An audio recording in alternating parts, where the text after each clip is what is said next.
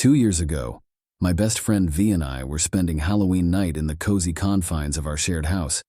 We were both college students in the final stretch of our education, which meant that we were teetering on the edge of adulthood, but not quite ready to relinquish our love for the spooky holiday. We knew that we might be considered too old for the traditional Halloween activities, but our youthful enthusiasm still thrived. Our modest abode was a shelter from the autumn chill that had settled in the air. The vibrant fall foliage framed the windows, creating a tapestry of golds and reds. It was in this snug sanctuary that we decided to celebrate Halloween in our own way, baking cookies and indulging in a marathon of chilling horror movies. The clock showed only 8 p.m. when we decided to put our plan into action. Knowing that most grocery stores were still open due to the holiday, I offered to fetch the necessary supplies. After a brief drive to the store, I had everything we needed to whip up some delicious treats, including cookie dough, frosting, and Halloween-themed sprinkles. But during my shopping trip, an incident occurred that sent shivers down my spine. In one of the grocery store aisles, I noticed a man lurking at the other end. Although I didn't make direct eye contact, I could feel his gaze like an unsettling presence lingering upon me throughout my visit. The emptiness of the store, typically bustling with activity, amplified my discomfort. It was as if the entire world had retreated into the shadows, leaving only this man to observe me with unwavering intent. Distracted but unalarmed, I hurriedly collected the items we needed and made my way to the checkout. By the time I had left the store and merged onto the main road, I had almost forgotten about the unsettling figure. As I turned onto our quiet street and pulled into our driveway, my sense of unease briefly intensified. A vehicle crept past our house at an unnervingly slow pace, its tinted windows concealing the occupants within. Though I couldn't discern their intentions, it was evident that they had deliberately slowed down as they passed our home, causing me to feel uneasy. Upon recounting the peculiar incident to V, he dismissed it as a coincidence, insisting that it was probably someone lost or merely exploring the neighborhood. Encouraged by his rationalization, we preheated the oven and set about the task of preparing our Halloween treats. While the cookies baked, we gathered in the kitchen, deliberating over which horror film would set the perfect eerie ambiance for the night. However, our Halloween plans took an unsettling turn when the doorbell rang. V rose from her seat to answer the door, confusion etched on her face as she peered through the peephole. I watched, my curiosity tinged with apprehension, as she conversed with the visitor for a brief moment before securing the door with a lock. Upon her return, V relayed the eerie's encounter.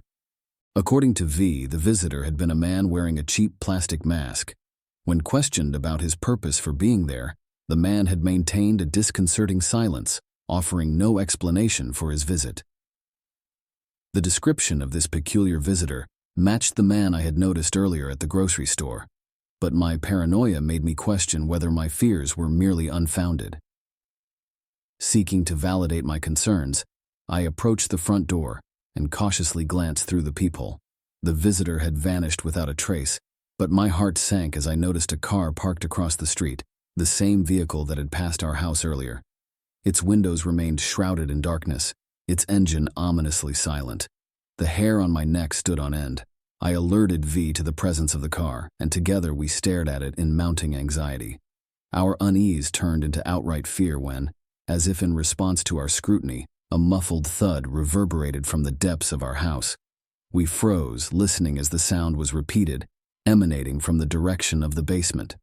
Unable to ignore the growing dread that enveloped us, I opened the basement door slowly, revealing a staircase that descended into darkness.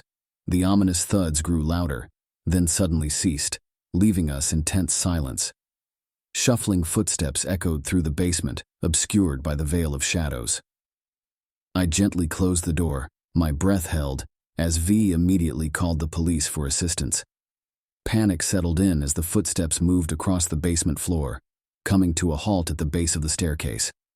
V grabbed my shoulder, his wide eyes reflecting the fear that had gripped us both. Following V's lead, we hastily retreated to the front of the house, desperation urging us to escape the impending threat. We reached my car, hearts pounding, and sped away from the ominous scene. We parked a few streets away, waiting for the police to arrive.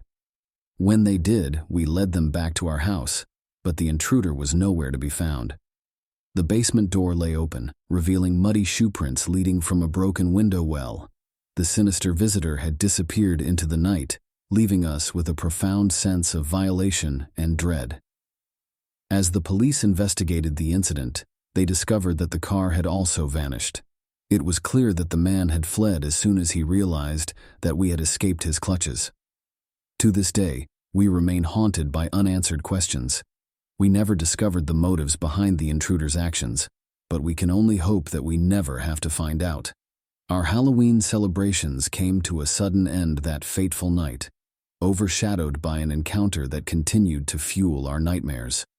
As time passed, the incident became a ghostly legend within our circle, a chilling tale that would be recounted by the firelight, a permanent mark etched into the annals of our history.